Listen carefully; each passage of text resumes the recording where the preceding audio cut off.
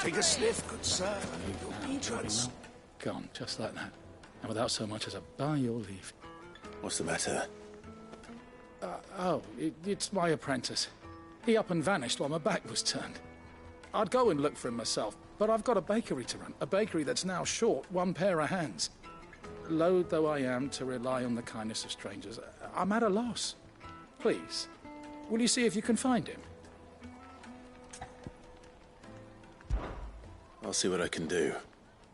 Do you know where he might have gone?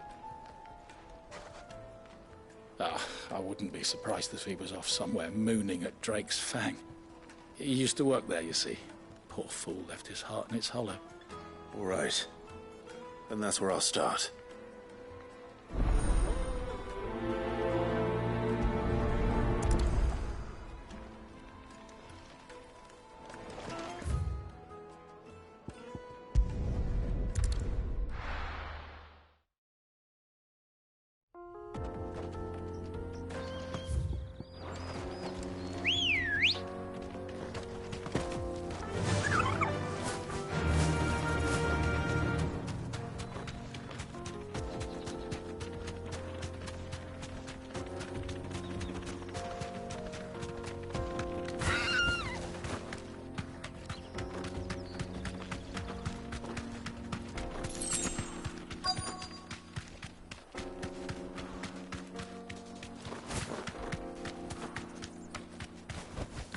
You deserve a rest.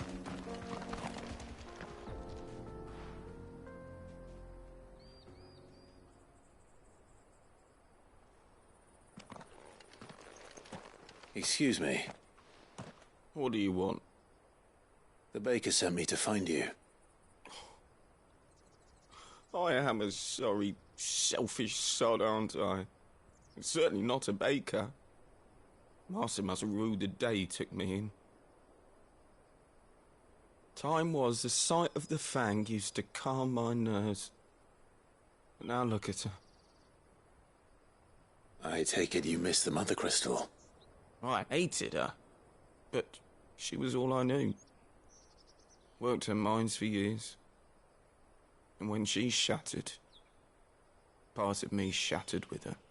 I had to trade my pickaxe for a rolling pin, but I'm no good at baking. Every loaf I touch collapses. My bread's as hollow as I am. She was the only thing that could fill the hole inside me. Oh, I loved her, damn it. But now she's gone. She's never coming back. What am I supposed to do? I ask her. How does a shell of a man learn to live again?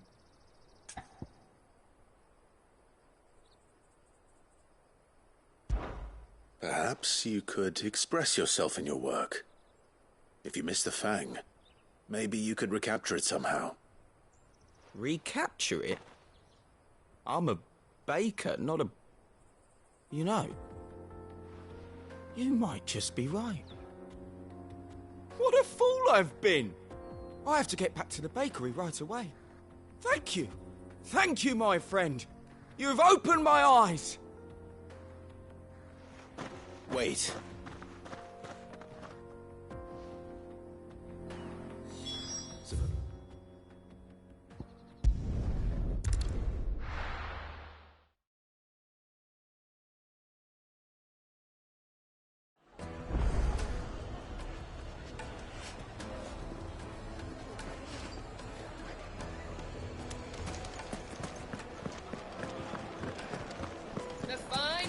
Take a sniff, good sir. Ah, there you are. The man who lit a fire under my wayward apprentice. Though I worry you might have stoked the flames a little too high. He damn near ran me down trying to get to my oven. Master, it's ready. Behold the Drake's Balm.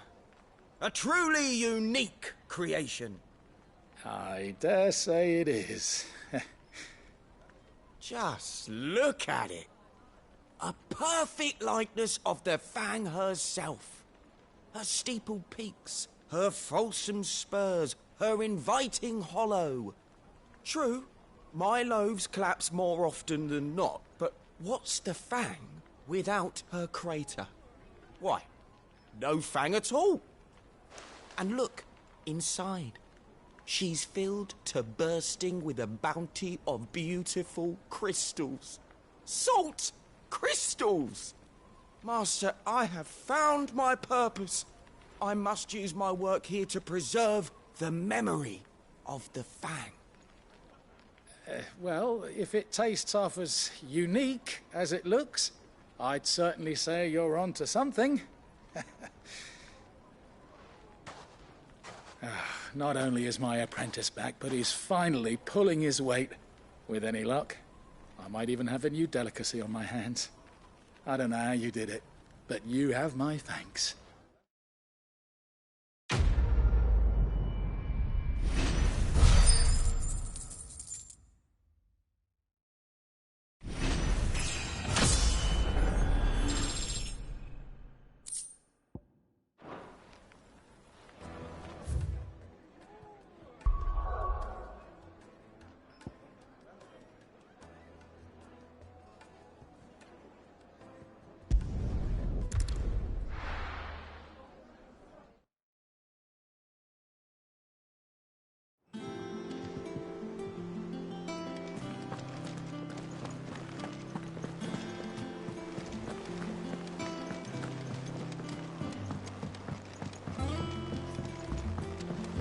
We're seeing troops amassing at every border crossing.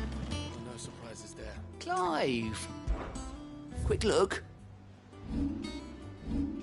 Think you can help?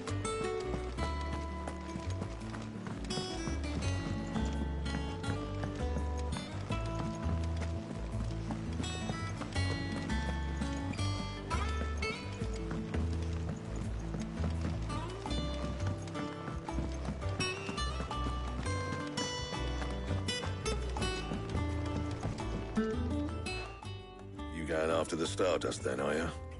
Which one of these two lucky souls is going with you?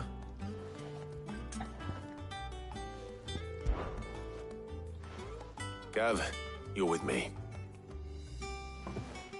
All right, then. So, where do we find this Stardust stuff? There's a river that runs through the southern reaches of the Velcroy. It's the black sand that washes up on its banks that you're after. Southern reaches of the Velcroy, eh? That's down past Dalamil. I'll go and scout the place out. See about hiring us a wagon to bring the stuff back to. All right. I'll meet you by the river. While you're off having a paddle, I'll pick up the rest of this stuff from Blackthorn's supply. Take care. You two, eh? Don't go letting him fleece ya. Fleece me? I like to see him try. In your own time.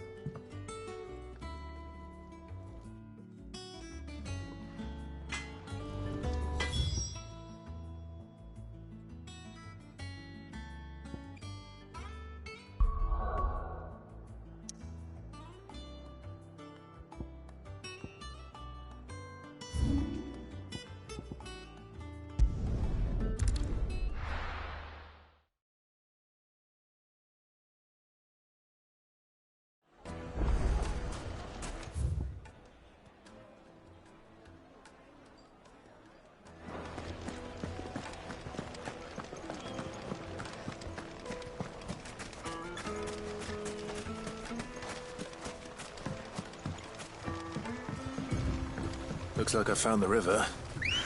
Now where's Gav?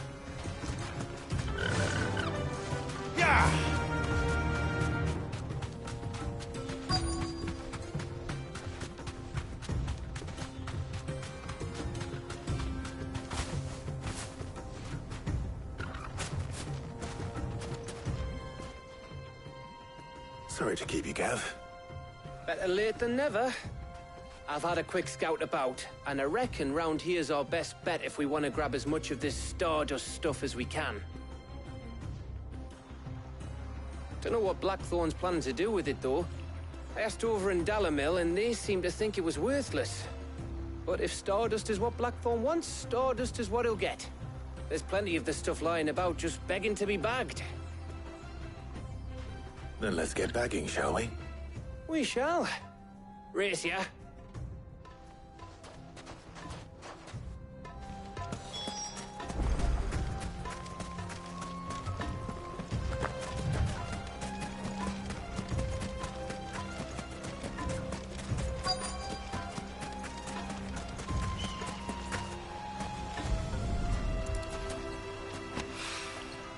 So this is Stardust.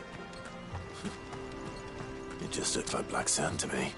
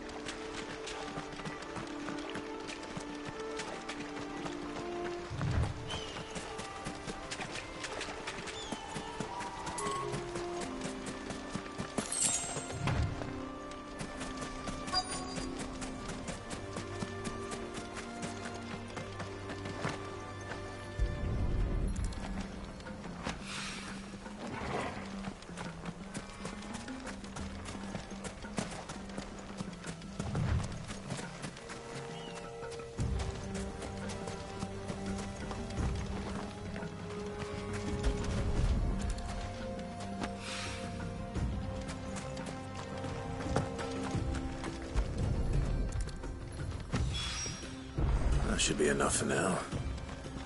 Let's see how Gav's getting on.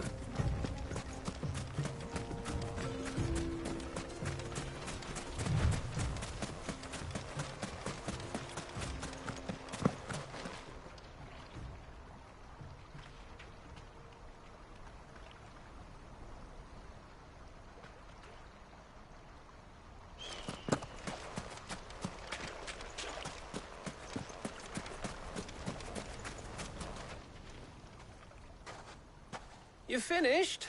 How much did you get? Enough. I hope.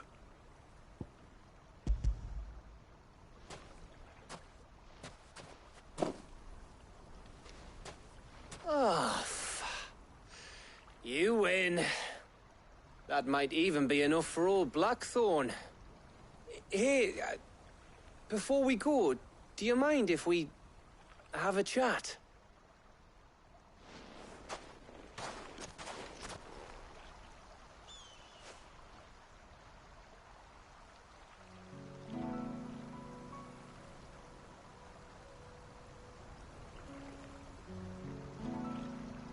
Feels like ages since we had the chance to talk.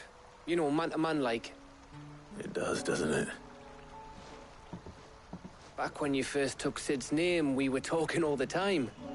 Working out what to do in that. There was a lot to work out. And there still is. Those shoulders of yours starting to feel the strain. Hardly ever see you around the hideaway nowadays. Always on some errand or other. You can take a day off, you know. Says the man who spends most of his time behind enemy lines. Only 'cause you keep sending me there. I know I can count on you, Gav. Likewise.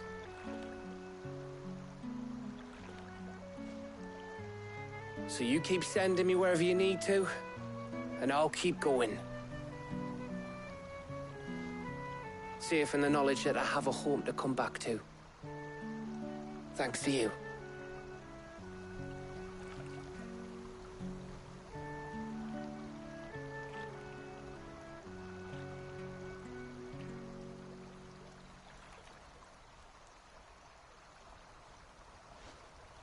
Right. That's enough soppy shite for one day. We'd better get this lot back to Blackthorn before he slings his hammer at someone. You go on ahead. And try to get some rest once you're there. Oh, I plan to. Believe you me. After Blackthorn gets what he needs, of course.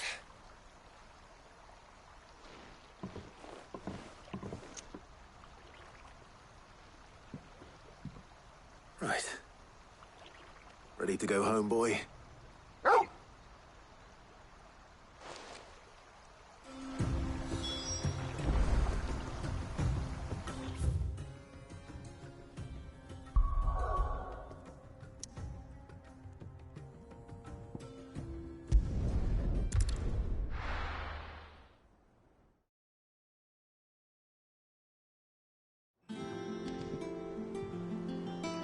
Let's hope this is all Blackthorn needs.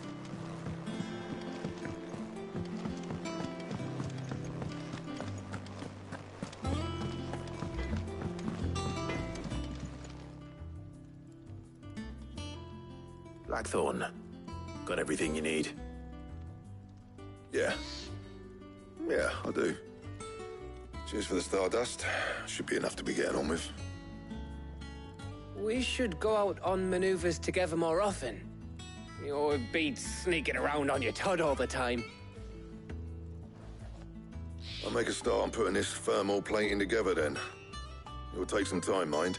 So if you've got other things to be getting on with, I could do without you breathing down my neck. Thank you, Blackthorn. I'll let Mid know construction's underway.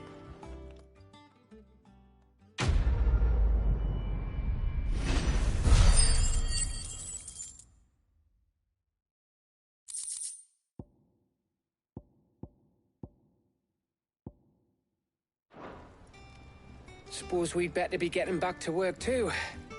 Give us a shout if you need anything.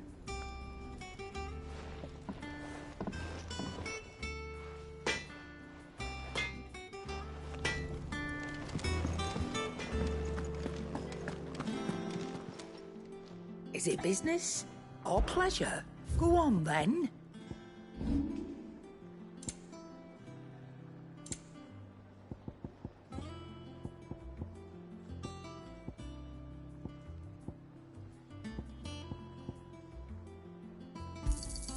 You got out else?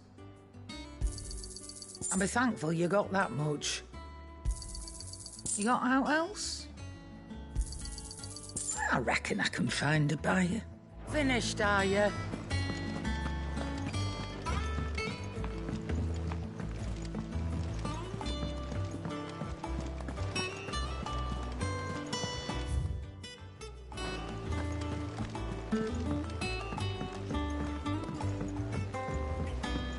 We're seeing troops in our center.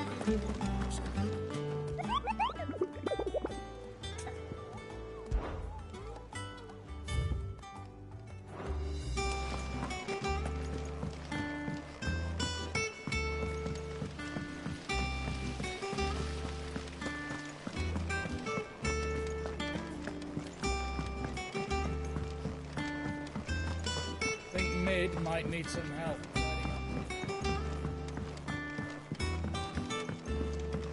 If I don't come up with something soon. You'll be pleased to hear that Blackthorn's started work on the plating.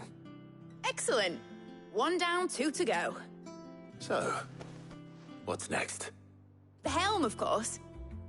For this, we'll be repurposing fallen scrap. Salvage from the ruins? I thought that material was all but impossible to work. Ah, but we don't have to. I'm sorry. Just so happens there's one particular ruin that's broken into exactly the right shape and size pieces for what we need. What's the name back there? I'll give you all the details. What's her name? Right.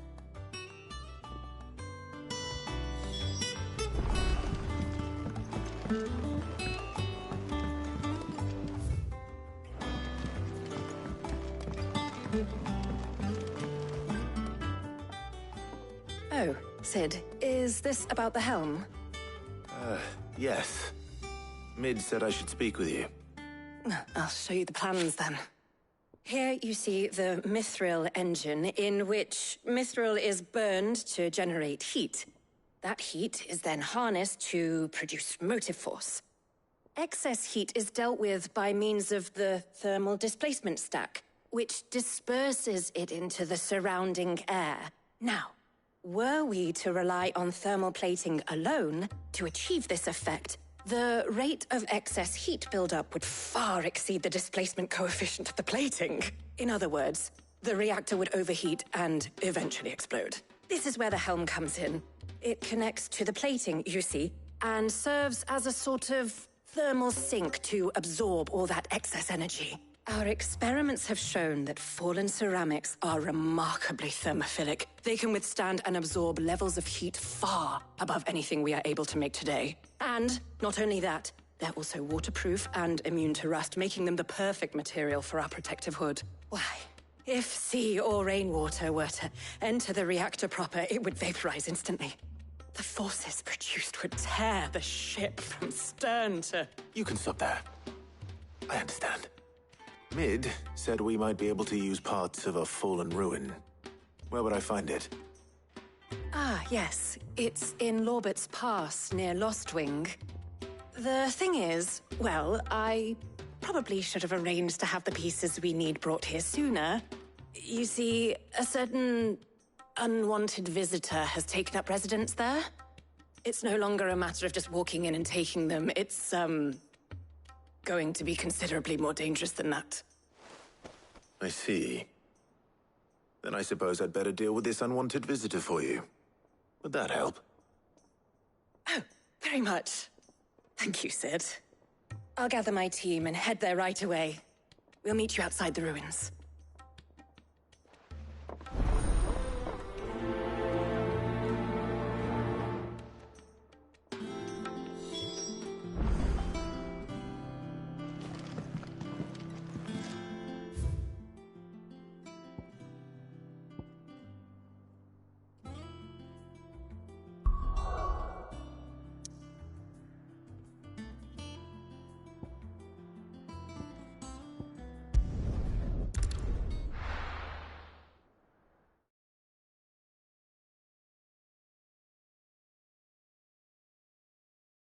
I'll be taking you all to a storehouse in the Bales. Leave anything you don't need behind.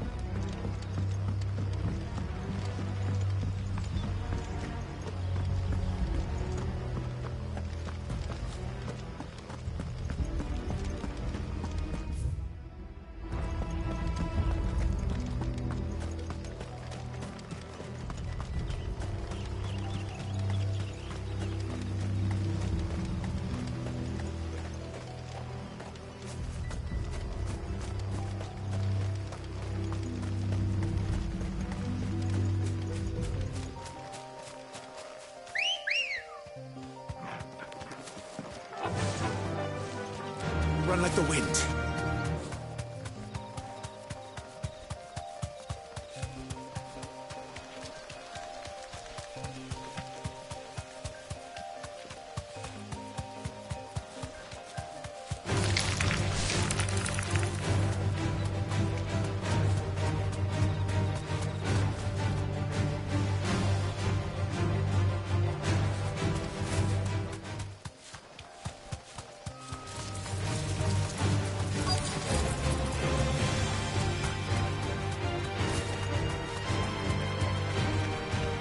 Straight home now.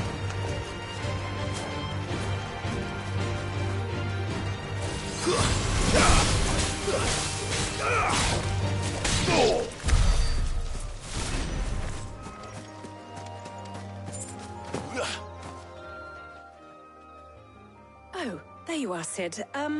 Thanks so much for coming. The, ruins are just over there, as is the creature I told you about, I'd imagine. Would you mind? Of course. I'll be right back.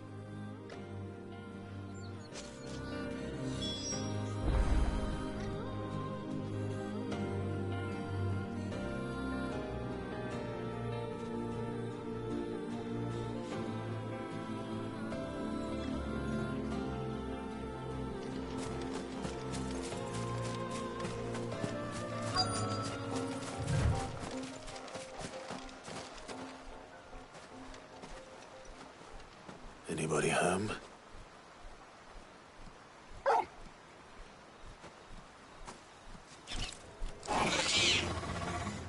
This must be our unwanted visitor.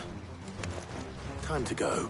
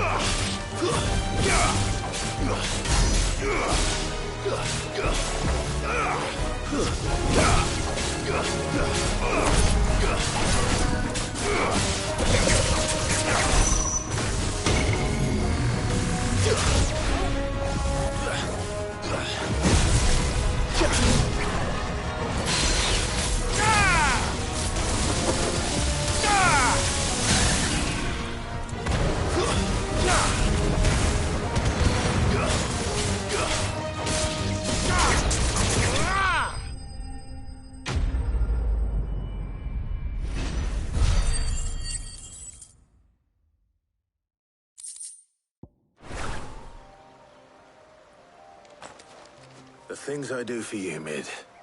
Sid! Oh, thank goodness you're safe. You shouldn't have any trouble now. Indeed. Well, don't let us keep you. We'll, see that everything is transported safely back to the hideaway. All right. I'll let Mid know you're on your way.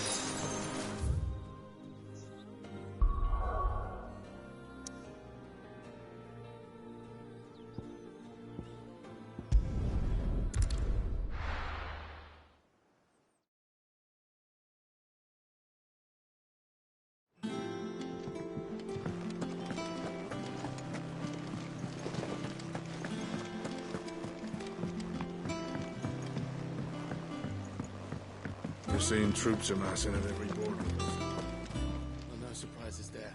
Oh, I wasn't expecting you back, so... Here you are. Come again. I may have more for you.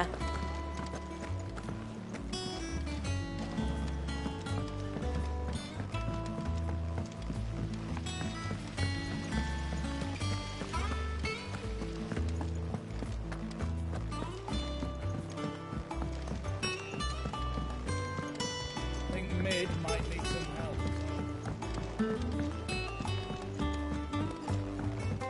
If I don't come up with something soon. Mid. Helena has recovered the material for the helm. She'll be along shortly. Excellent. Another job well done. And just one remaining. Right. Right, the shielding. This one's a bit of a bugger. How so? The plating's enough to stop the engines going pop, but those things will still be spitting out enough fire to set the rest of the ship ablaze. Which is why you need proper shielding. A prison for the dragon's breath that's blazing away inside. I thought a triple thick layer of tempered steel might do it. Or more of the stuff that the Fallen use, but they'd both be too heavy. The helm and the plating are bulky enough as it is. Add any more weight and the whole ship would be at the bottom of the briny before we'd even started. I need something light. But I've racked my brains and I just can't think what would do it. Well, if I were in need of obscure knowledge, I know whose counsel I would seek. Harpocrates. Tomes? Yeah, well, I'd thought of that, obviously. I've got all the details written down here. Can you take this to him, see what he makes of it? Right away.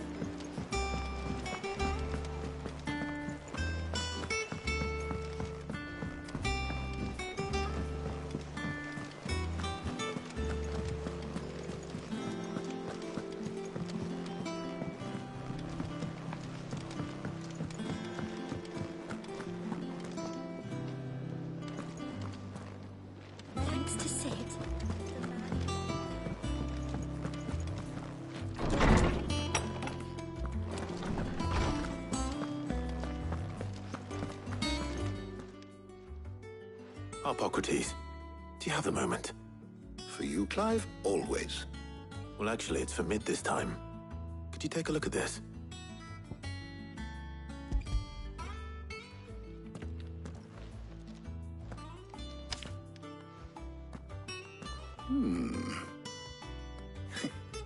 Shielding for a mithril engine. Whatever will that girl think of next? And what are these notes around the edges? She has some specific requirements for the materials. The shielding needs to be able to resist extreme heat on the inside, and yet remain cool enough on the outside not to set the ship alight, while also being light enough not to sink it. As you can imagine, she's struggling to find anything that meets her needs. I see. I wondered if you might know of a solution, or if you might be able to search the records for one. Perhaps it is not a different material she requires, but a different approach. What do you mean? Consider the lake we have made our home. Its blighted waters eat away far more quickly than fresh water or even brine, at timber and steel alike. And yet, we have made a home here from those very materials nonetheless. We have. But Bardolph must varnish every board twice over to keep it from rotting. And Obelus complains that without a constant supply of pitch. I see. Early Gregorian histories speak of a preparation known as moon dew. It is said to be able to resist even the most ferocious flames. Before the dragoons tamed the worms and wyverns of the realm, nobles would daub their castle walls with it in order to guard against dragon fire. So if we could recreate it... It might be applied to some material or other in order to provide the protection it requires. As to how best to apply it and to what material, perhaps Bardolph and Obelus might be of assistance. I shall speak to them and see what wisdom they might have to offer. If you would be so kind as to procure the necessary ingredients, I shall discuss the specifics of how it might be most effectively put to use with our two friends. The knowledge of the past may yet prove useful to we of the modern era. Thank you, Hippocrates. And since you're asking others to help you, perhaps I should too.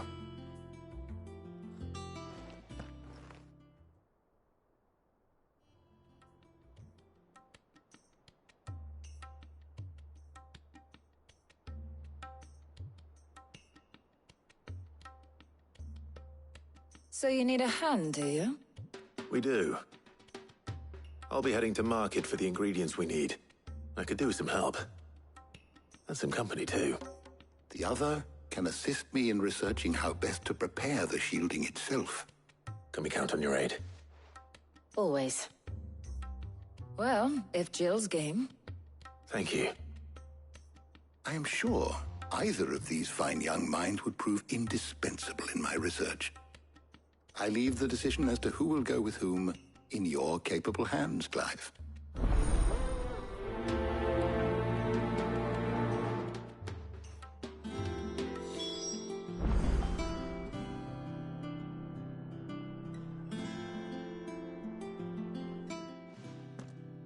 So, Clive, have you made your decision?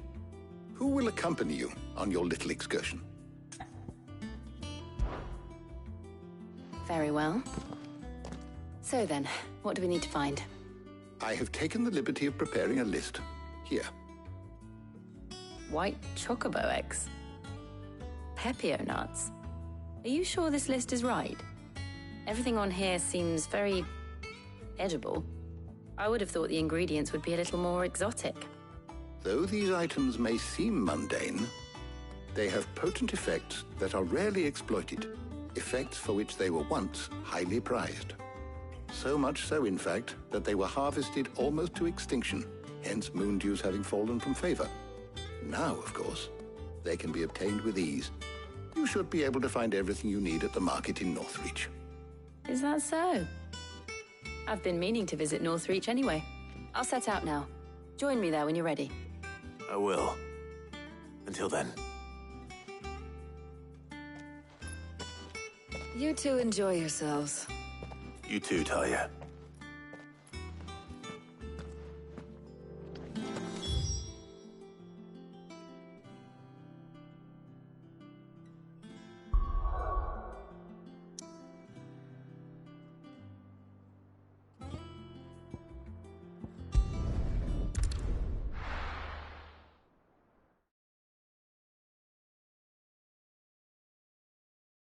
Now, where's Jill?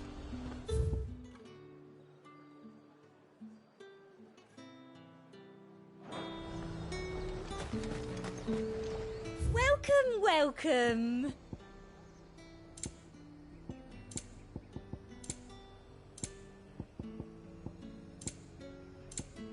And a fine, fine day to you. Just nice and chilled. Are those Pepio nuts? How goes the hunt for ingredients? I've only just started. I'm sure everything we need is somewhere amongst all these stalls, though. Why don't we split up and see? We'll take a couple of ingredients each. All right. What am I looking for? How about you look for the Pepio nuts and some garlic? I'll find the other things we need. We can meet by the gate when we're finished.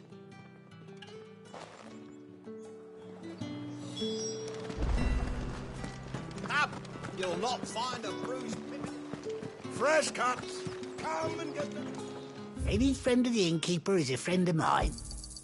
Ah, yes. All anyone ever wants anymore. How the hell is anyone says? What do you want? Go on. Take it. That's everything. Let's see how Jill's getting on.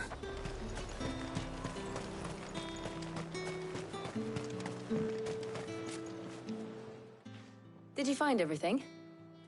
I did. Here.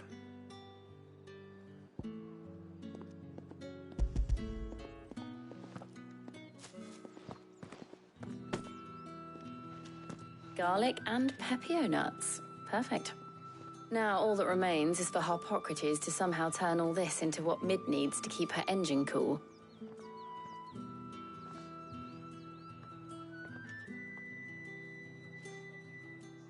But before we head back, would you walk with me a while?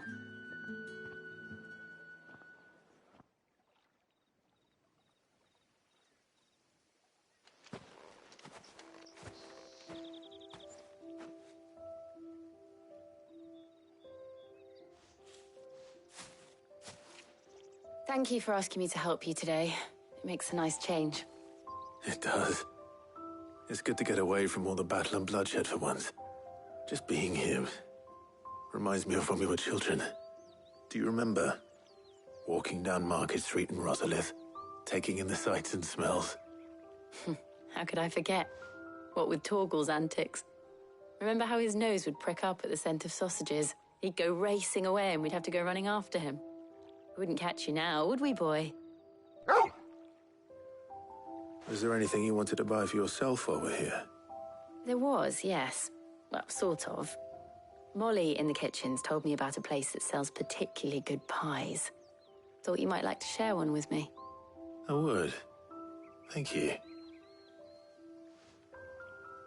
And I saw some bread.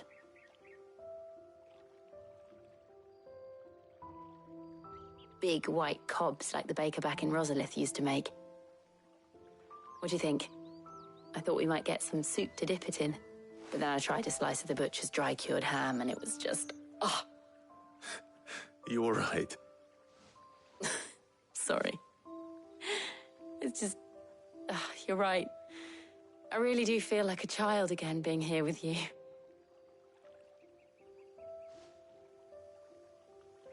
Clive. Is it wrong of me to enjoy this? No, Jill. This is how life should be. And it's how our lives will be when our work is finally done. When we can live on our own terms. I hope so. Thank you, Clive.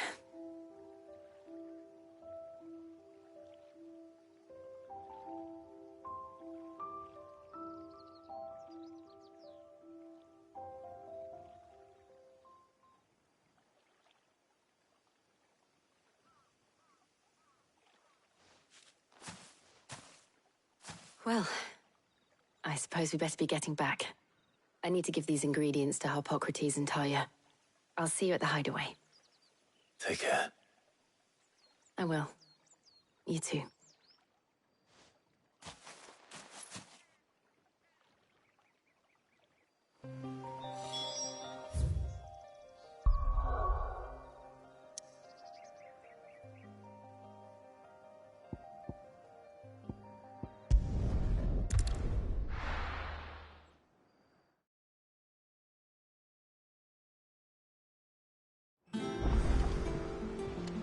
Wonder how Hippocrates is getting on with the moon dew.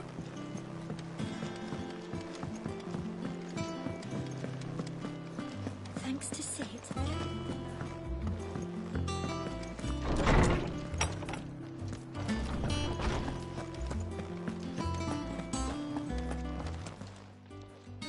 How's work on the shielding progressing, Hippocrates? Well, very well indeed. And thanks in no small part to your kind assistance. I was just explaining to Tarja how we might best go about preparing the moon dew. And now that we have all the ingredients, we may begin. You can count on me. I've mixed more than a few mysterious concoctions in my time. I'm sure you have. What about the shielding itself? Work is underway, under the watchful eyes of Bardolph and Obolus. Apparently, it'll be ready soon. Thank you. All of you. Right then. Jill, would you join me in the infirmary? Many hands make light work and all that. Of course.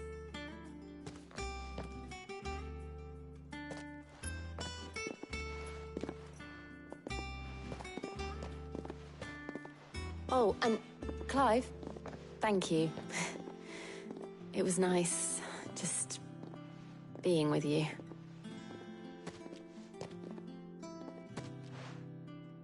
It appears our work here is almost at an end. A shame. I was enjoying playing the man of action for once. When both the shielding and the moon dew are ready, it will merely be a matter of applying the one to the other. Followed by a rigorous process of testing and retesting, of course. Perhaps someone ought to warn young Mid of that. Leave it to me. Thank you, Hippocrates.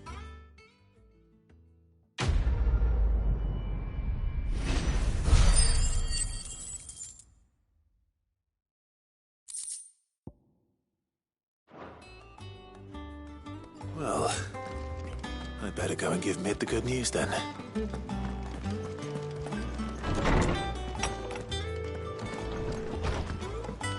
Ugh, I'm never drinking.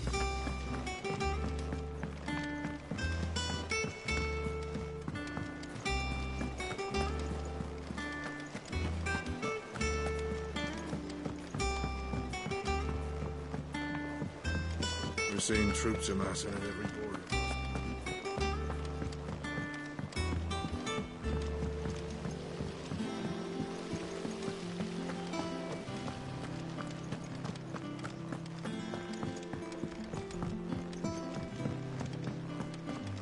Think Mid might need some help tidying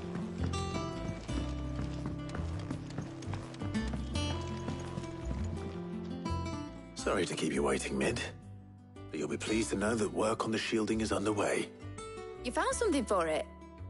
In a manner of speaking, Hippocrates knew of a substance that's highly resistant to heat. A coating that should provide the protection you need. He's supervising the construction and testing of the shielding as we speak. Brilliant! I knew you wouldn't let me down. Don't thank me. I'm just the errand boy. Right then, better start working out how to bolt all these bits together. To the Black Hammer!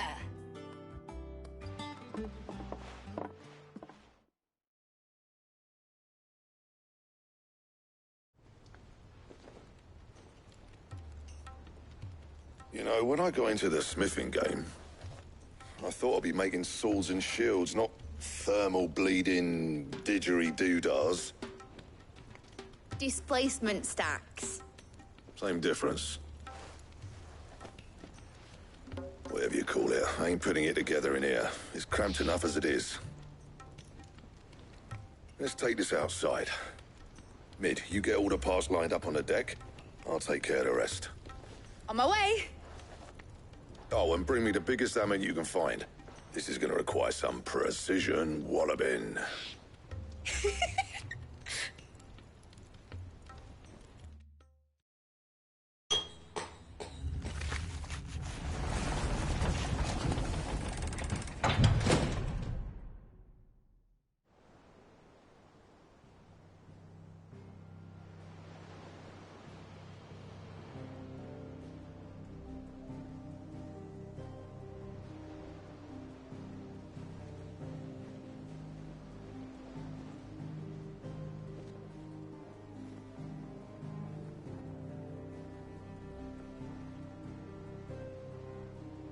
It's finished! It's finally finished! Thank fuck for that. I'll be feeling my hammer arm for weeks. Thank you, Clive, Blackthorn, everyone. That's one down and just 3 more to go. I'm sorry. Oh, didn't I tell you? The Enterprise has 4 mithril engines, and we'll be needing a displacement stack for each. You don't mean... Don't worry. Now they've got a finished one to work off, my gang in Canva can build the rest. Good luck to them, I say. Right, I'm off to get a sling for this elbow. Any other work comes in, keep it to yourselves, eh?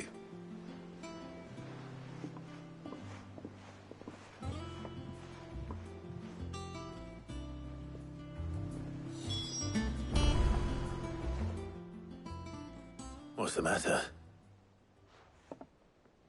Nothing. Just daydreaming. Thinking about the Enterprise sailing off over the horizon to shores unknown. Searching for a land untouched by the Blight.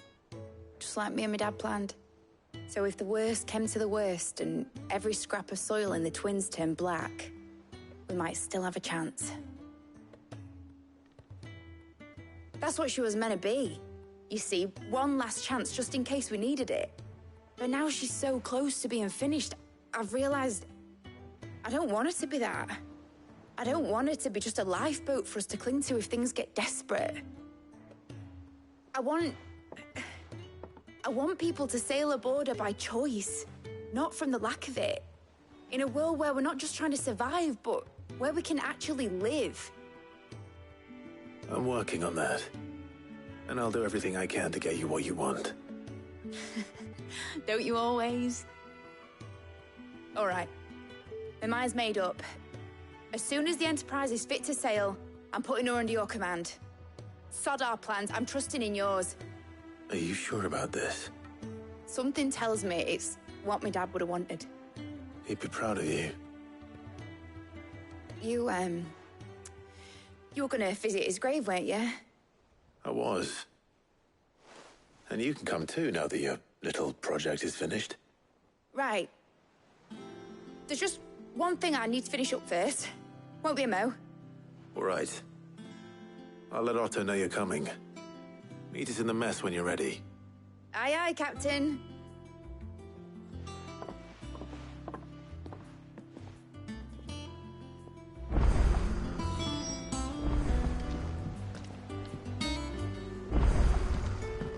Mid told me she was building a ship.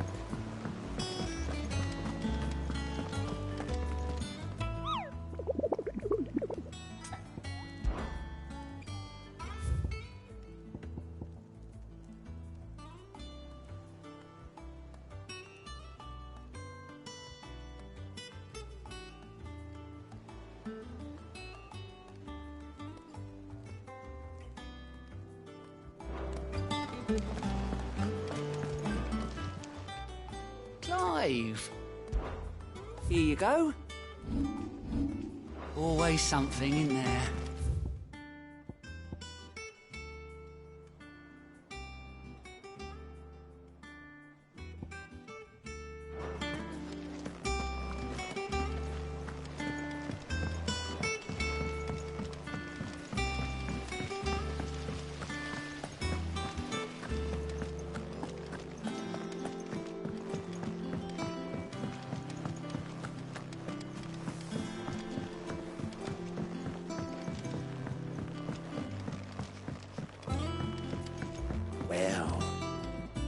Here, Sid. Reckon you might be just the man to help me out of a bit of bother, if you've a mind to. Let's hear it. Well, it's about this alembic the Chief's got me making. Lovely bit of kit it is.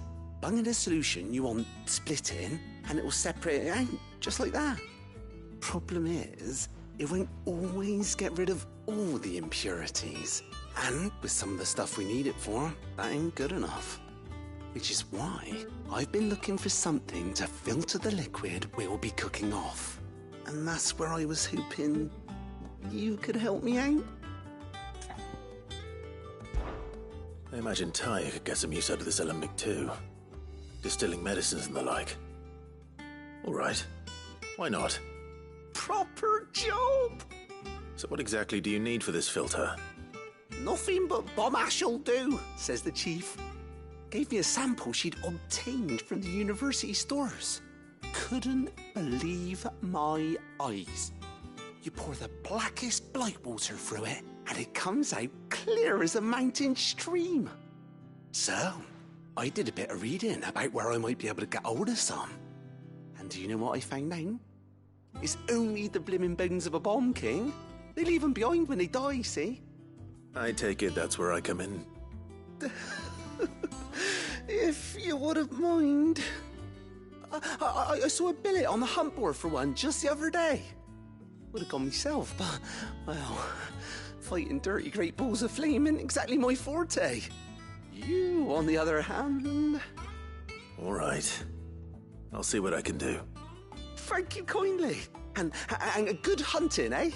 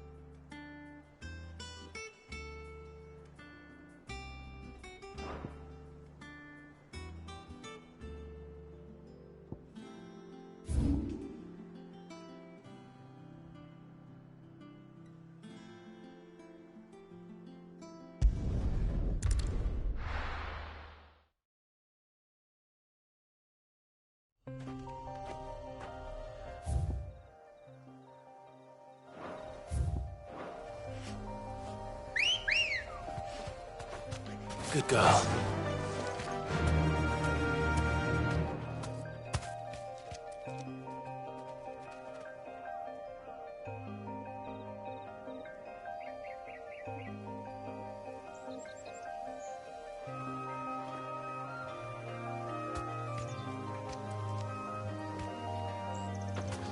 Fly, Ambrosia.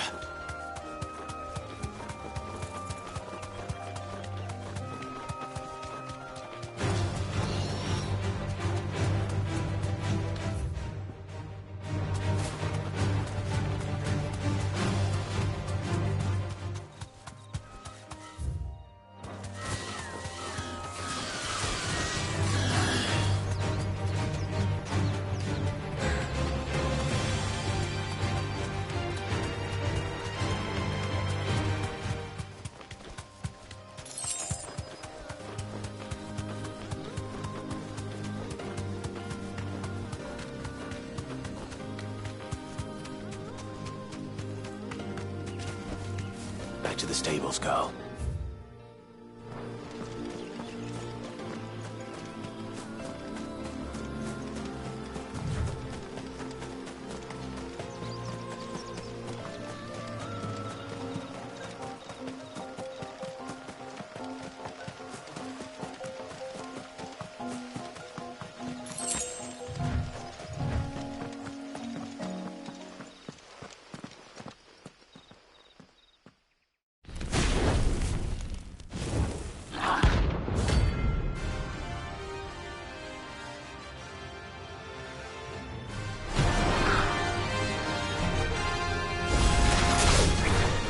Here. Greetings, Your Majesty.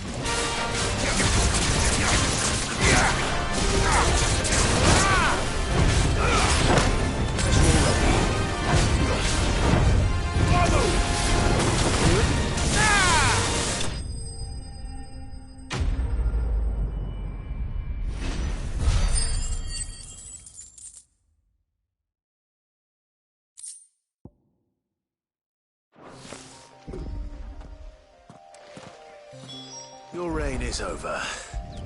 Now to collect the ash. This looks like the stuff. Let's see if there's any more.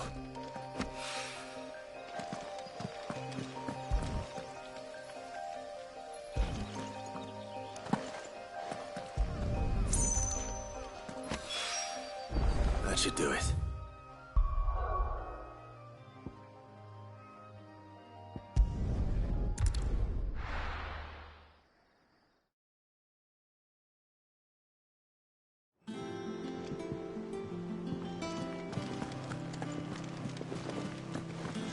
Is that the thing Tomes helped you with? Mid told me she was building a ship.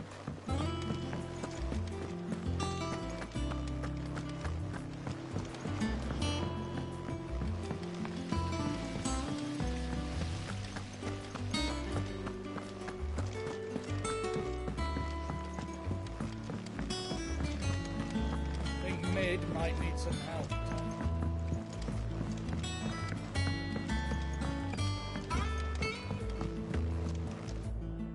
All right there, Sid? How's that hunt for the bomb ash going? I have it here.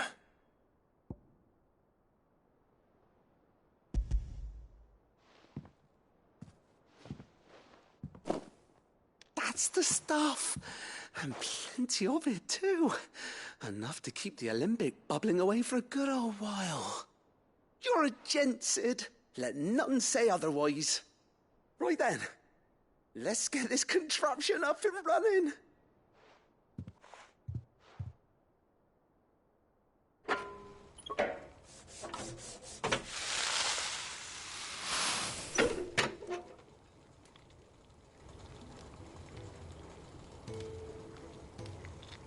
There we have it.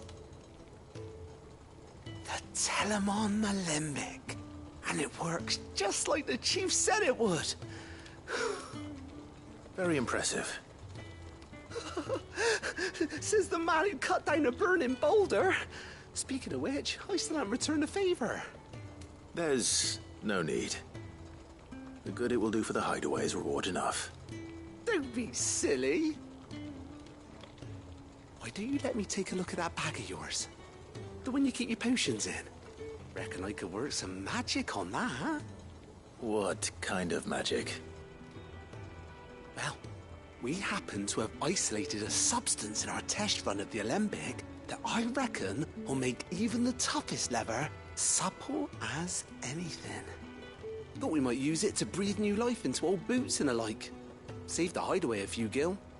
But I reckon if we slap a bit on your bag, it'll loosen it up enough for you to squeeze in a bottle or two more. Well, it can't hurt to try, I suppose. That's the spirit. Leave it with me. I'll only be a mo.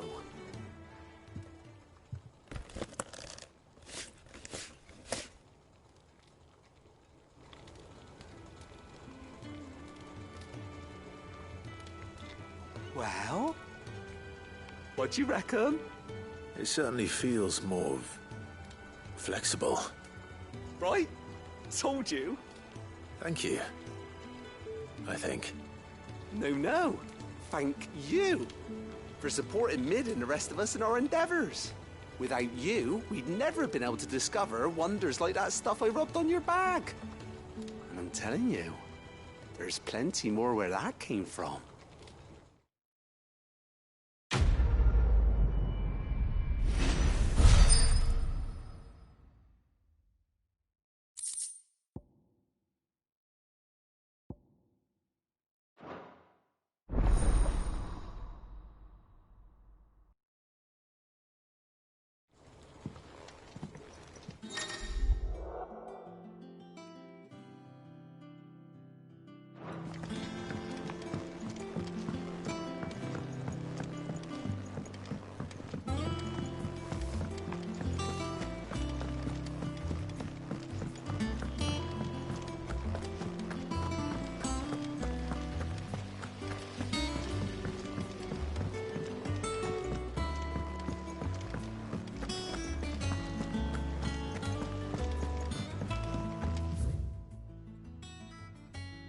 Told me she was building a ship. Is that the thing Tomes helped you with?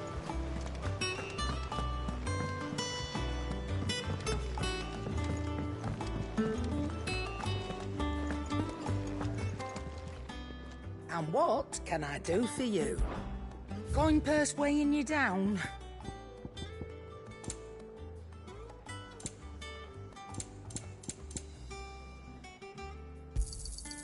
You're rubbing me blind, you know. It'd better all be here. You'll not find a better price than that. crack the crystal too.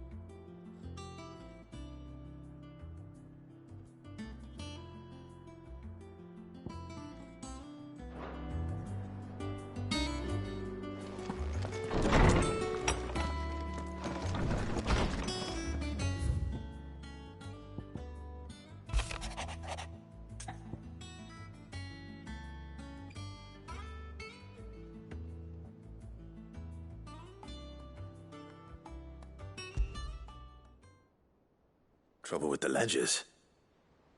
Shouldn't he be asking Otto for help?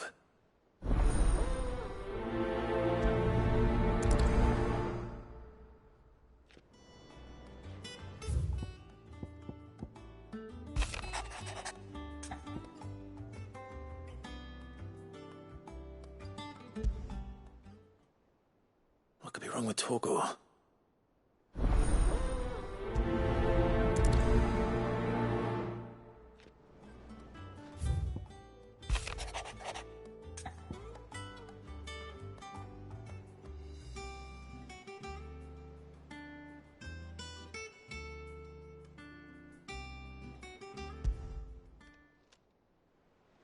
Hopefully it's nothing.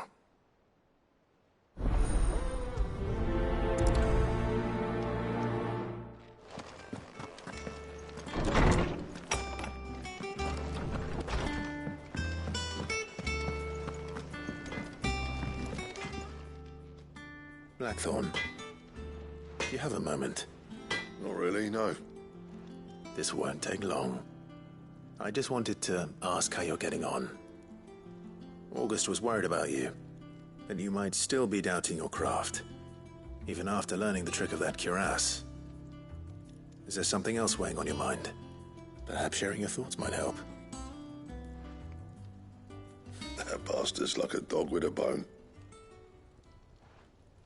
Still, you've got a keen eye, I'll give him that. He's just, well, Karen showed me something. Something I've never seen before. And that was? A sword. An odd-looking thing with a single-edged blade. The metal itself wasn't anything to write home about, but fuck me, the edge on it. You could slice a man clean in two with a weapon like that, and he'd be halfway home before he even realised he'd been cut. So that's what's troubling you? Nah, no. Not troubling me exactly. More distracting. Can't stop thinking, how do you get an edge that sharp? It's driving me mad. And if you knew how to do it, we could arm the curse breakers with even better blades. That's about the size of it, yeah. I'll see what I can find out. Sharper swords are always welcome. And we can't have our master blacksmith being distracted. You're a soft touch, you know that. But I can't say I'm not grateful for it. Good luck, eh? Thank you. Let's see what Karen knows about this sword.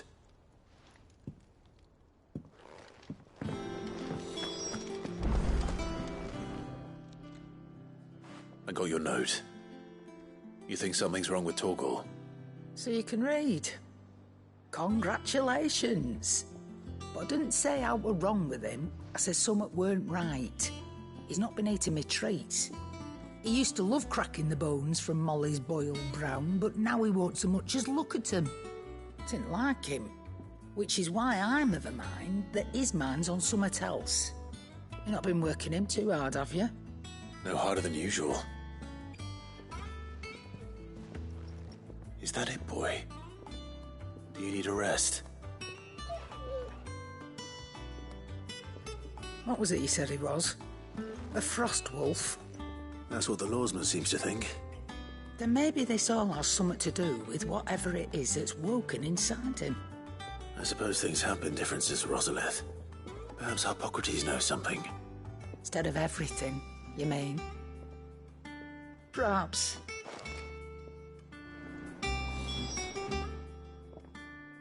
You're looking well, Karen. What do you want? Out with it. I want to know about the sword you showed Blackthorn. Single-edged and extremely sharp. Running around after him again, are you? I suppose I am, yes. But I need to help him find out how to work an edge like that. It's driving him to distraction. Little wonder, I suppose. There's not many like that make it as far as the twins, and those that do go straight into private collections. Which made it nice and easy finding a buyer. Can you tell me who bought it? Where is it now? You think I tell people who my clients are? Suppose you're not likely to go nicking him off me, are you now? Fine. If you stop mooning at me like that. Lord Ignac's the man you want. Dalmekian bloke. Collects weapons and the like. And he's got more money than sense, which is why he's one of my favourite clients. Reckon he'll still be at the inn in Dalamil, where I left him. Thank you, Karen. Oh, and he's a touch eccentric, if you take my meaning. I appreciate the warning.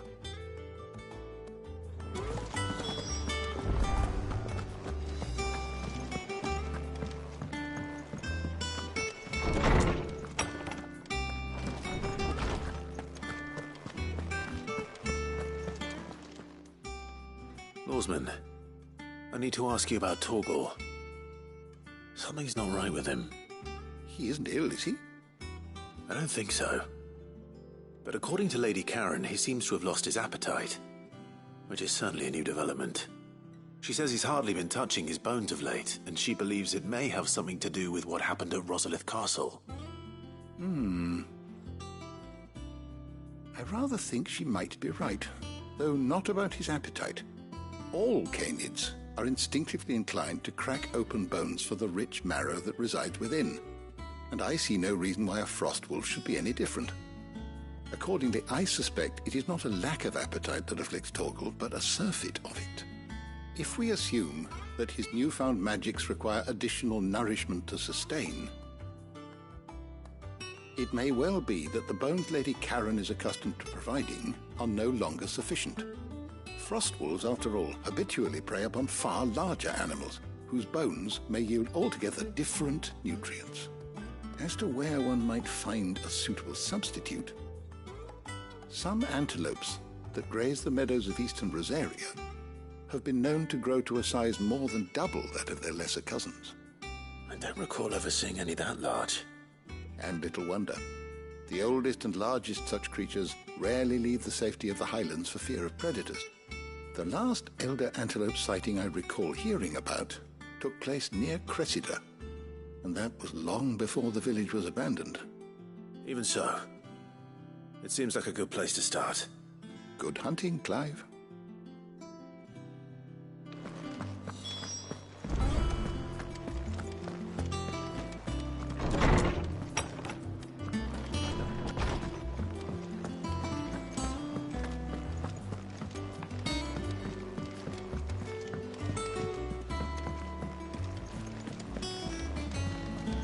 Is that the thing Tomes helped to build? Mid told me she was building a ship.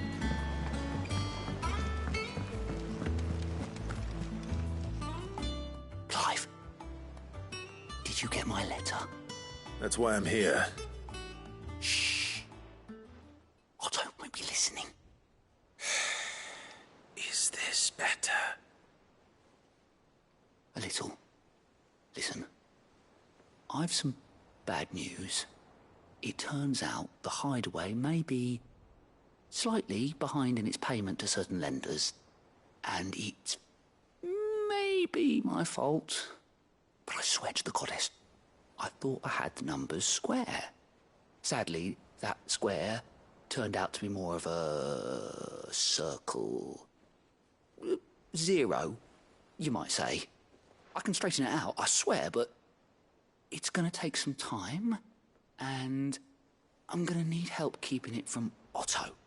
Bit late for that, I'd say. There you are! What a surprise! So let me get this straight. You forget to pay our lenders what they're due, and instead of coming straight to me, you get Clive to come to you. In the hope he'll dig you out of the hole you've dug for yourself. Clive, the man in charge of the place you've been cheerfully trying to bankrupt. And you thought this was a cunning plan. Why? Well, who needs paying? Oh, just Martha. And the dame. And, well, Lady Karen. But only 500 talents. We owe 3 of our most trusted friends 5 million gil. Each. 5 million each. They lent us the bulk of the money we used to rebuild the Hideaway, you see, and, well, I must have made some sort of oversight. Those ledgers were my responsibility, and it was my decision to entrust them to you. This is my fault. Do we have that much to hand? I can always ask my uncle. No, we don't. And no, you won't. We've lightened Lord Rosfield's purse enough. After the king's ransom we had off him, he deserves better than to see our begging bowl. Besides, we'll need to learn to stand on our own if we're gonna make this work. All right. But that doesn't mean you have to shoulder the burden yourself. Is there anything I can do to help? There might be.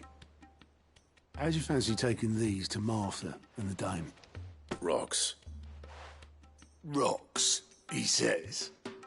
Worth 1,000 talents apiece, these are. A little something Sid and I set aside for when times got lean. And I reckon 15 million in overdue debt probably qualifies. I just hope our associates' eyes are a bit more discerning than yours. I'm sure there will be. Should be me making the rounds, really. But you know how it is with this place. Orders to bark, arses to wipe, and all that. I know. Which is why I don't mind going in your place. Go. Do you know why I only gave Master Clive here 2 star rubies? Because you'd rather Lady Karen killed me. Because I'd rather Lady Karen killed you. Yes. Well, I suppose this is goodbye then.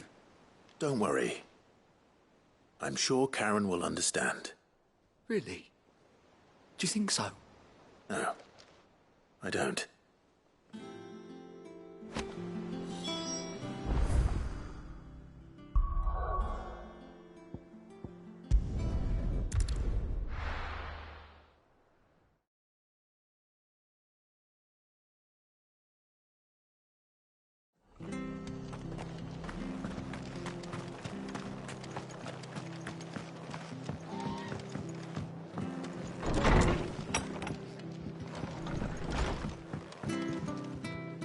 Clive, we weren't expecting you. I wasn't expecting to be here, but it seems we still owe you a considerable amount of coin for your help with our rebuilding efforts. And though I doubt it's what you were expecting, we were hoping you'd take this as payment.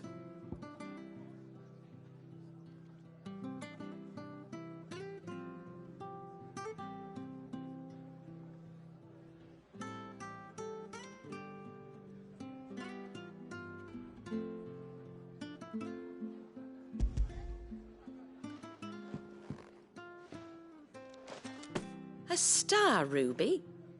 I can't accept this. It's worth at least twice what you owe me. More if you can find yourself the right buyer. Think of the difference as interest. Interest? If word got out I charged that much, no one would ever borrow from me again. Anyway, why are you the one here asking me about this? I'd have expected Otto. Bit much sending the Lord Marquis out to settle your debts, isn't it? The old goat working himself to death again? Something like that. Most days I think he's the only reason the hideaway's still standing. Same as always, eh? Back when the place was nothing but a twinkle in the eye of a recently retired Lord Commander, word is he was the first one Sid reached out to. Probably knew that without his strong arm and level head, the idea would never get off the ground. Sid may have been the face of the hideaway, but Otto's always been the backbone. And when Sid passed away, we were all worried that would be the end of it. That Otto would just give up. His death was hard on everyone. But it must have hit Otto hardest of all. But he didn't give up, did he? Quite the opposite, in fact. If I recall, he was the one who nominated you as Sid's replacement, and rallied the rest around you. I reckon what he saw in Sid, he saw in you too. And don't we all? Doesn't hurt that you're half as stubborn and twice as handsome, neither. That, and you keep good company. I suppose I do.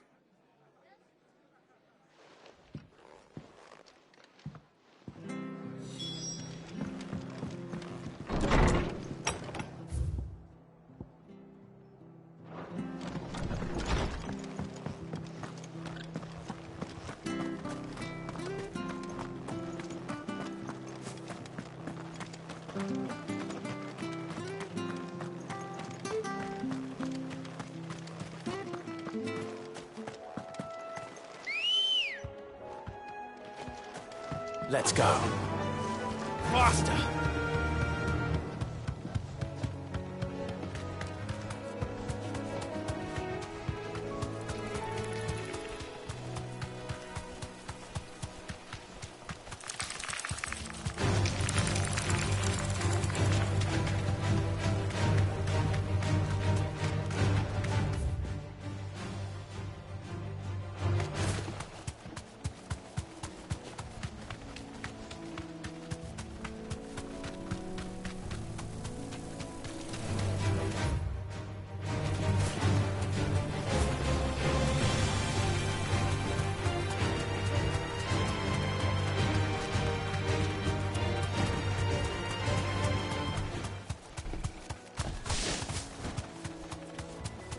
It's certainly quiet. If I were a giant antelope, it would seem like just the place.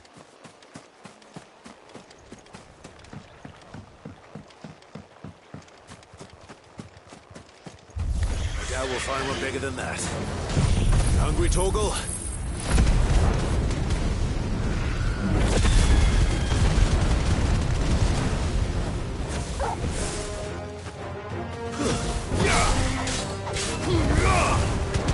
Farewell.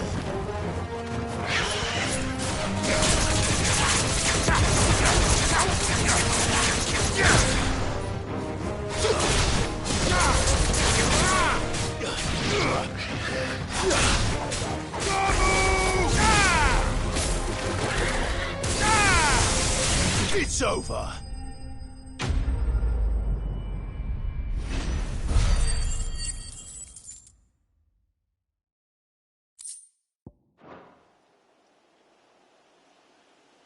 Now,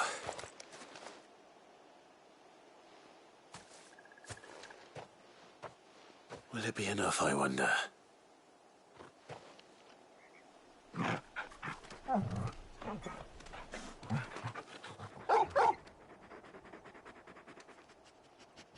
I say that answers my question, which means we owe the lawsman our thanks. You're just a big puppy, aren't you? A very big puppy.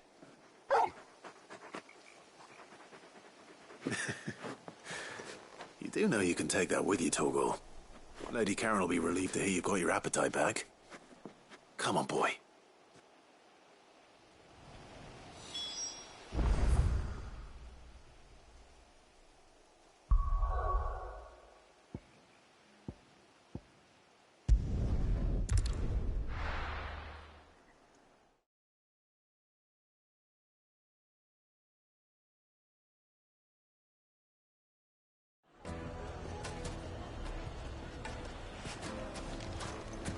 People take notice of wealthy men. Shouldn't be too hard to track down Karen's collector. Gone. The whole mother crystal gone. What are we gonna do? Calm yourself. Welcome. If you're hoping for a bed, I'm afraid you'll have to look elsewhere. One of our wealthy patrons has passed.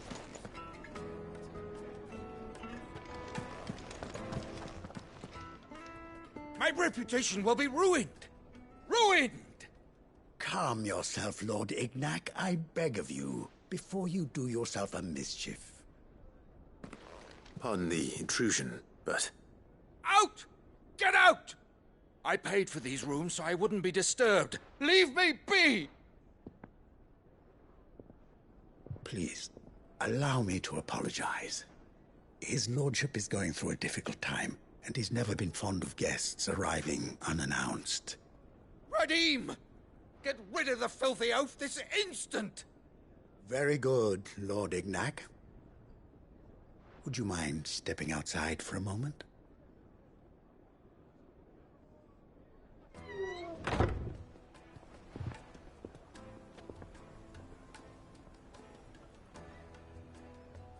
I'm sorry if I've caused you any trouble. That? Oh, no. That's just how his lordship is. Though the morning's events have left him somewhat fractious. He has been dispossessed of his luggage, you see. The thieves also made away with a considerable amount of coin. Coin the innkeeper will soon be keen to collect. I don't suppose a certain blade was among the stolen items. A single-edged sword. It was purchased from a merchant friend of mine. Ah, you know Lady Karen. Yes, I'm afraid it was. Then I'll retrieve Lord Ignac's luggage. But I have one condition. You have but to state it. You are welcome to anything that is within my power to grant. I want an audience with Lord Ignac. A few minutes should be enough. Then I'll be on my way. A condition I would be a fool to refuse. Of course, you shall have your audience. I don't suppose you saw where the thieves went? I did not, no. Though some discreet inquiries made on his lordship's behalf mean that I know where you might find them. The bandit's bed. Every ill-gotten coin in Dalamil is said to pass through that disreputable corner of the Valcroy. And that's where I'm heading. I shall speak to Lord Ignac in your absence, and arrange for an audience upon your triumphant return. That will be very kind of you. Farewell, and best of luck.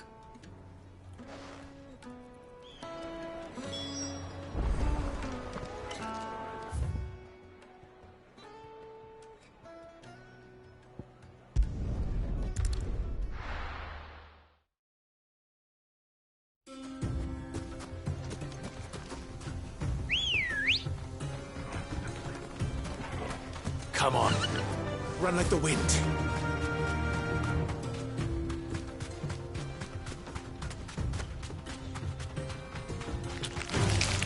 Time to fight.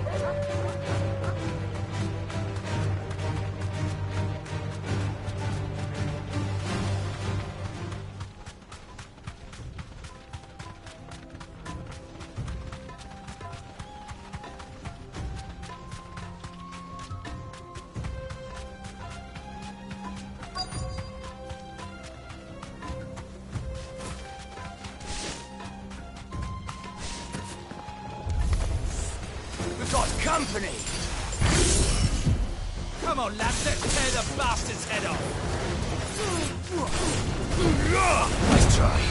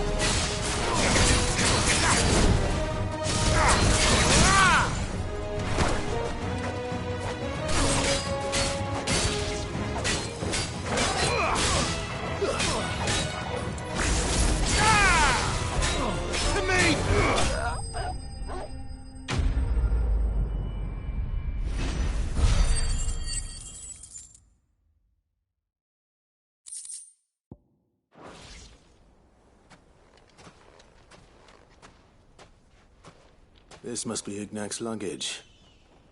Nothing seems to be damaged. All right. Let's get it back to Dalamil.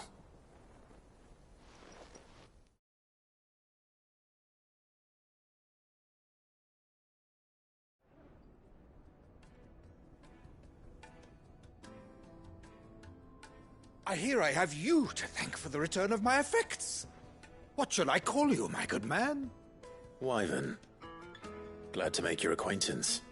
A formidable name indeed. Well, Wyvern, I appear to be in your debt. Redeem here tells me you wished for an audience. Is that all? A few moments of your time should suffice, yes. You're a peculiar fellow, Wyvern. All right, speak. Master Wyvern was wondering if you could tell him about a certain single-edged sword you recently acquired. Oh, a true work of art, that one. Karen drove me hard on the price, but I would have sold her Radim here to get my hands on that sword. It was made in the Outer Isles, far beyond the Twins, and is used exclusively by the practitioners of a unique school of swordsmanship. They believe no combat should ever exceed a single strike, and hone their blades to such perfection that none ever does. Each sword is made for that one perfect stroke, and for that stroke only. They crack upon a second blow. There's a brutal sort of beauty to it, really. But how do they hone such an edge? Fine question. Why, they use a whetstone, of course. Whetstones, rather. A whole array of them, ranging from the coarse to the fine. 10,000 licks with the sharpening stone, then 10,000 more. But it is the final stone which lends the blade its legendary sharpness. A mineral quite foreign to this great realm of ours. And that is the key. The secret ingredient. Wyvern, it occurs to me that my little lecture is hardly equal to services rendered. Take this, together with my regards. The very stone of which I spoke, far rarer among collectors than even the blade itself, and a far more fitting payment. Thank you. Pardon the intrusion, my lordship. However, it is long past time we prepared ourselves to depart. So it is. I am locked in bitter competition with a rival collector of curiosities. I am one step ahead of the unscrupulous scoundrel, but he is hard at my heels. And there are many other collectors out there. Too many to count, but only one do I consider my nemesis. Lord Byron Rosfield. And is a perennial thorn in my side. I can imagine. Farewell, Wyvern. May our paths cross again. Radim, we mustn't dawdle.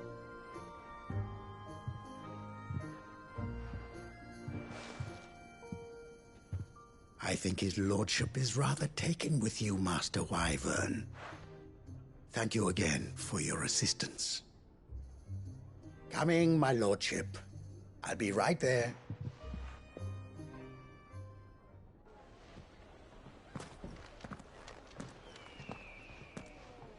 Trust Uncle Byron to find such an interesting rival.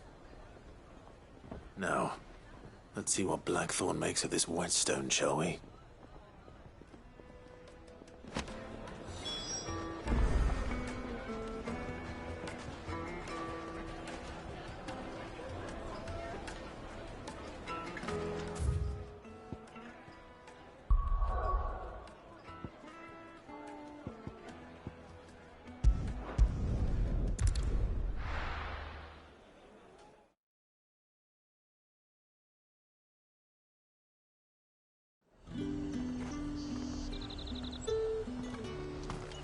There's talk at the glass gate.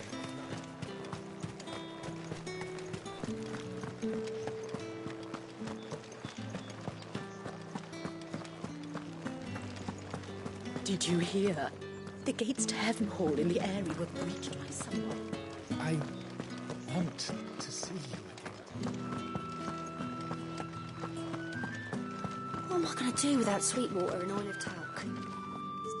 Milady, I come bearing gifts. Gifts? Whatever is the occasion.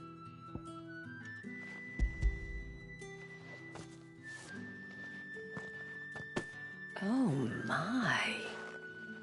Clive, you really have outdone yourself. Otto asked me to give it to you. To settle the Hideaway's debt with the Veil.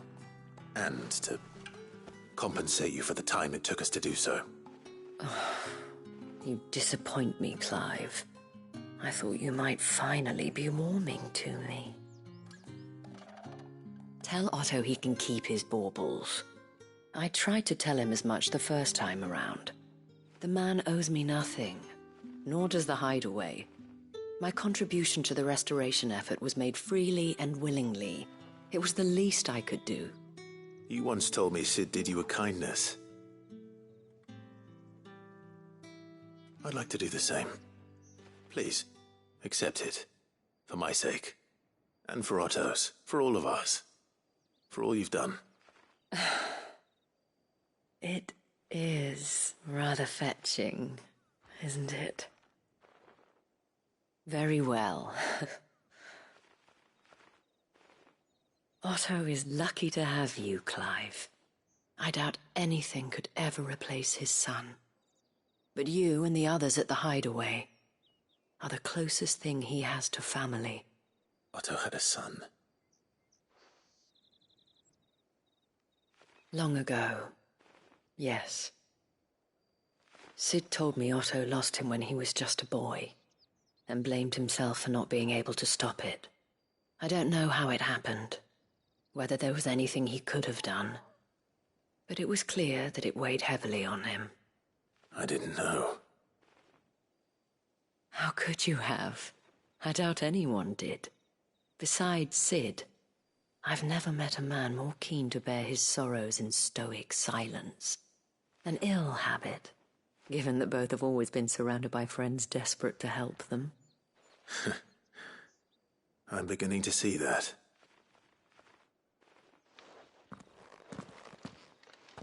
Go will want to know the stones were delivered. If he's still with us.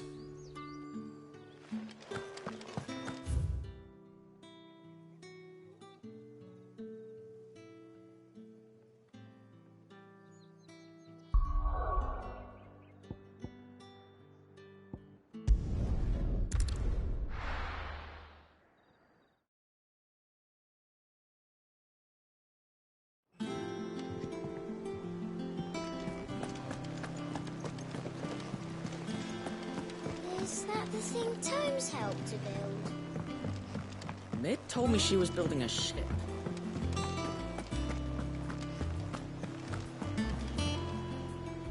Goat. Still alive, I see. So Lady Karen accepted the ruby. Ah, about that. I tried my best, but she was just too stubborn to take it. She threw it right back in my face, in fact, and told me I could stick my stupid stone where the sun don't shine. Karen refused payment. I hope it wasn't something I said. I'm sure you were as tactful as ever. Let me see what I can do. Oh, wonderful. I hope you have better luck than I did.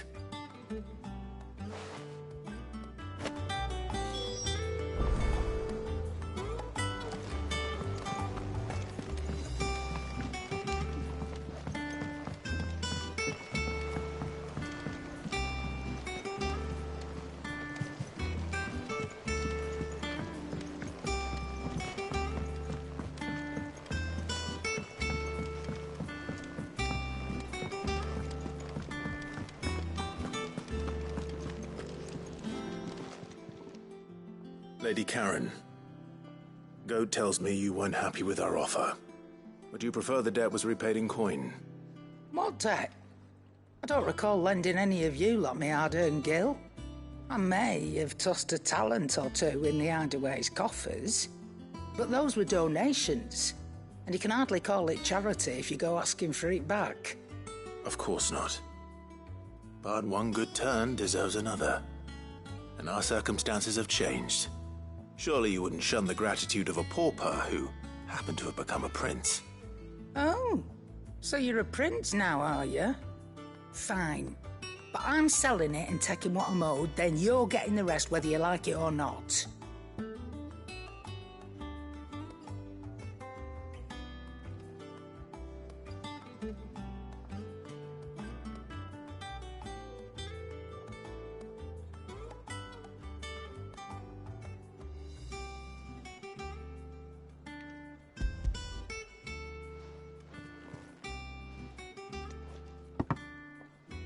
Where'd you even get this? A decent trader might nab 1,000 talents for a star ruby. A canny one, meanwhile, might claim it were nicked from the belt of Sid the Outlaw himself and ask twice as much. Might be I already have a buyer in mind. Might be you even know her. A fine continental maid whose beauty's only eclipsed by a guile in commerce. You wouldn't mind, would you? Not at all. Just be sure to tell her that it's always a pleasure doing business.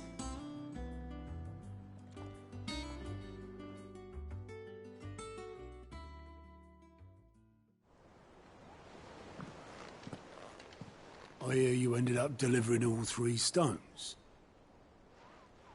Thanks to this lump. I sometimes wonder what I pay you for. Speaking of which, I still haven't been paid last month's wages. Oh, so you remember what's owed to you then? Get your ass behind that disc of yours and don't get up before those ledgers are square. Right away.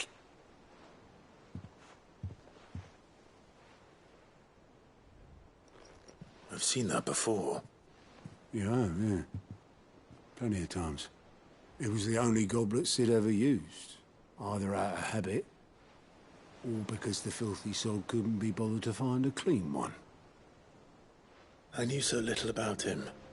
Like most people. Martha and the Dame both seem to have fond memories of him. Huh. I bet they do. How long did you know Sid before he... Before he died. 20 summers, give or take. Back in the day, I was a purser on a trade ship, which is where I met him. He bought passage to... I forget where. And having nothing better to do on the long nights, we set up drinking island rum till the morning bell dragged me back to my duties. Quit my post not long after that. On account of making a fine maiden's belly fat. But me and Sid stayed close, promising we'd one day sail the seas again. That was before fate stepped in and said she was having none of it. The magic woke inside my son soon after his first name day, and there was no hiding his knack. Couldn't you and your family have... My family were the ones who summoned the constable, wanted the monster taken away. I couldn't turn my back on him, forget what I felt, and I couldn't for the life of me understand how they could. Luckily, Sid was of the same mind as me. It was him who stood beside me when all I wanted was to tear the whole world down. Him who cried for me when I had no tears left of my own. Him who swore he'd do everything he could to stop it from happening again. And he was true to his word, too. Left the Royal Army once and for all. His ranks, his ribbons, gone. Just like that. Threw away everything he had. All to right a wrong that no one else had the courage to face. I knew then I'd follow that man to the ends of the earth.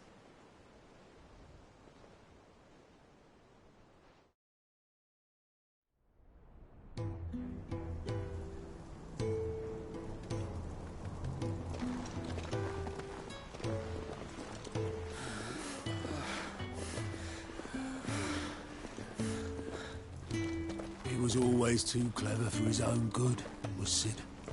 Saw the world for what it really was, while the rest of us were content to go along with the lie we were shown. And it can't have been easy, bearing that burden alone.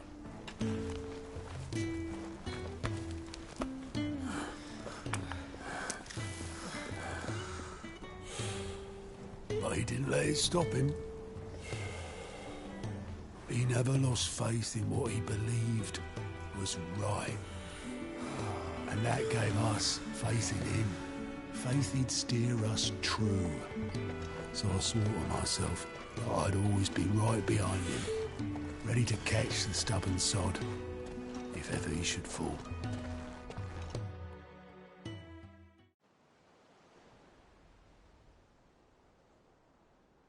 But I couldn't even do that.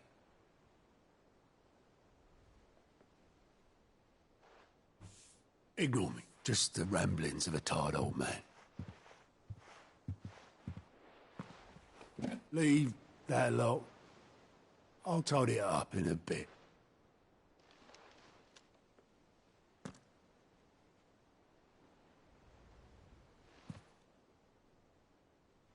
This is Sid's handwriting.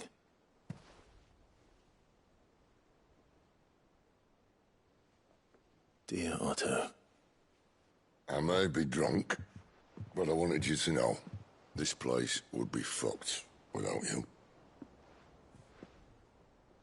Love you, you grumpy old sod.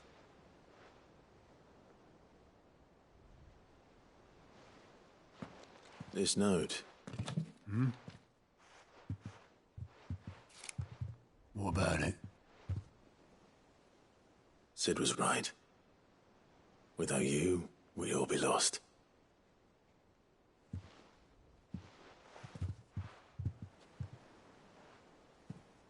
He should have bloody well said so then. Just once. Before he went. But then, why would he? Him, or anyone? I'd only have told him to piss off.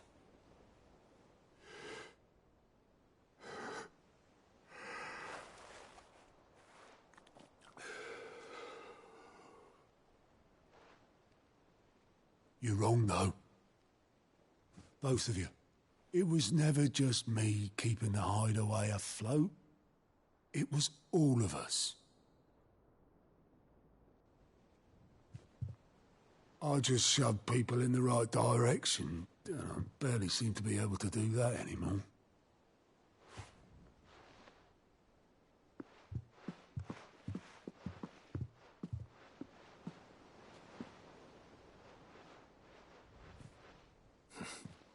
Would you rather goat were at the helm? Well, maybe I've got a few more years left in me. I'm going to hold you to that, Otto. Before you go, Sid would have wanted you to have this. But that's... This'll do me just fine.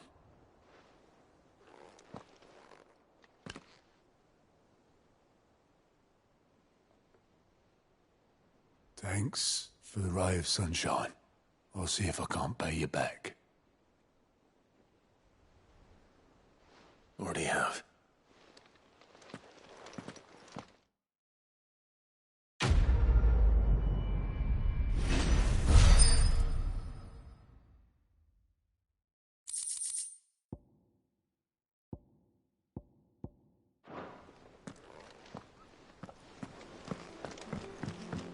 They told me she was building a ship. Is that the thing Tomes helped?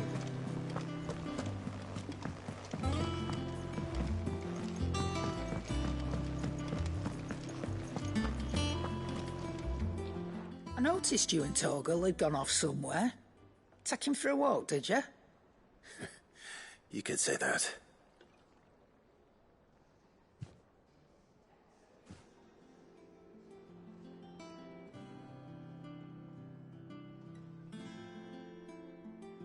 So, Molly's leftovers weren't good enough, eh? That'll teach me for treating you like you're still a pup. All right, no need to shout. Now we know what you're after, I can see about getting some in. Speaking of which, I brought one for later. Can I leave it with you?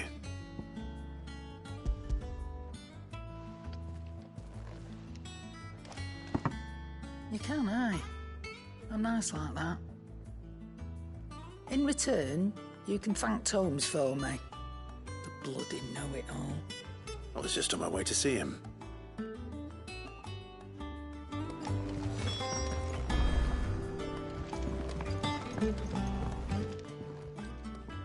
Sorry for the wait, but hopefully you'll agree it was worth it. You learned something about that sword, then? I did better than that.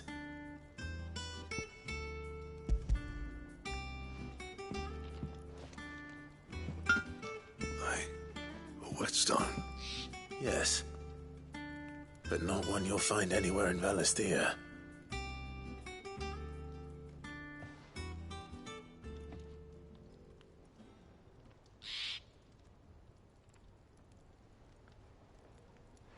No wonder I couldn't get the same finish on the grinding wheel. One hit and all done, eh? Might not be so bad if all you ever fought were duels. Good luck on the battlefield. Your second opponent would be your last, no matter how good you were. Even so, is there some way it could be used to give the curse breakers an edge? I think so, yeah. With this whetstone and the right kind of steel, I could probably even make a twin of the blade that rattled me. But there'd be no replacing this little rock once I worn it down to a sliver.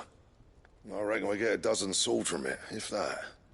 Swords that the curse breakers wouldn't know how to wield properly, and that would see them through a single fire piece. Nah, no point trying to copy that thing. Be about as much use as a wax anvil. But finishing our blades with a whetstone this fine, now that's something to consider.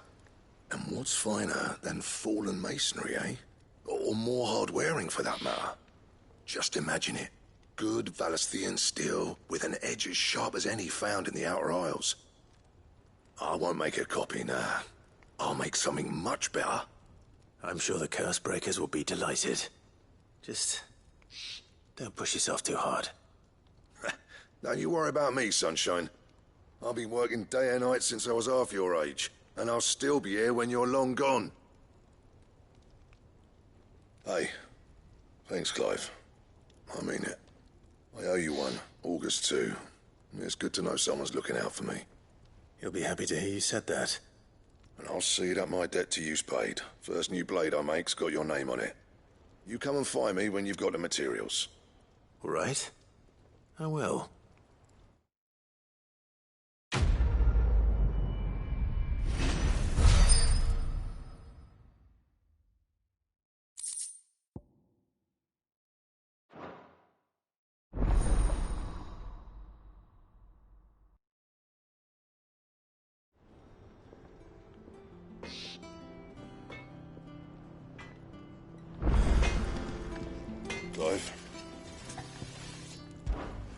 So, what'll it be?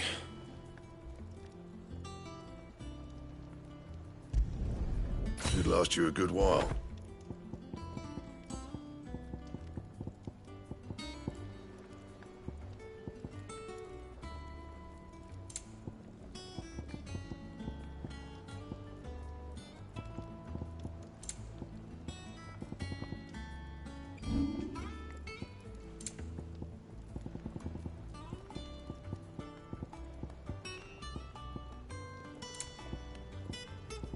That it?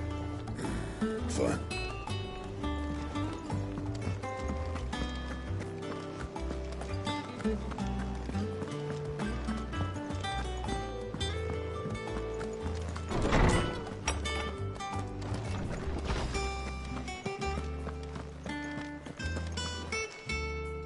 Ah, Clive. Were you able to locate your quarry? We were indeed, Lawsman. You pointed us in exactly the right direction. And Torgal's been a very happy hound ever since. Very good, very good. Lady Karen sends her thanks, by the way, for your part in solving the mystery.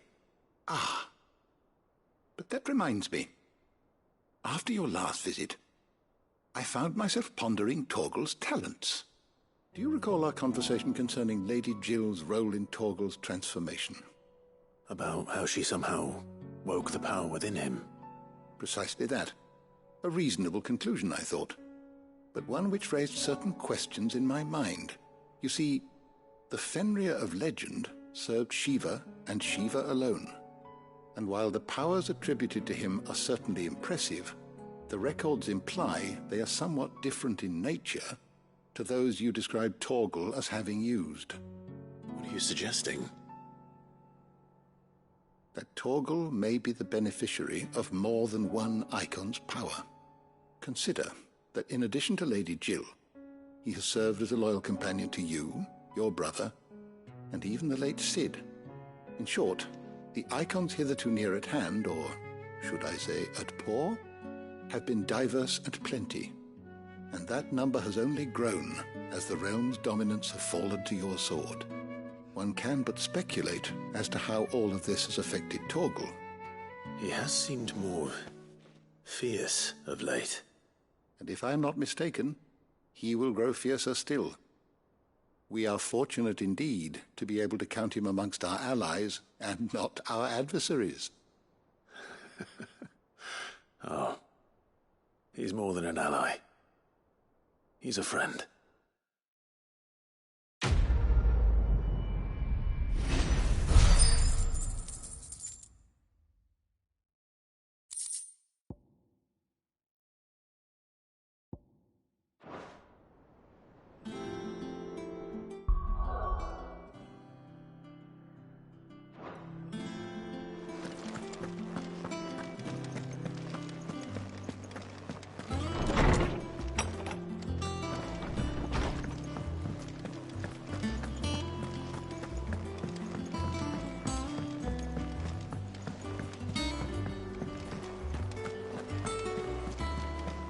Is that the thing Tomes helped to do? Mid told me she was building a ship.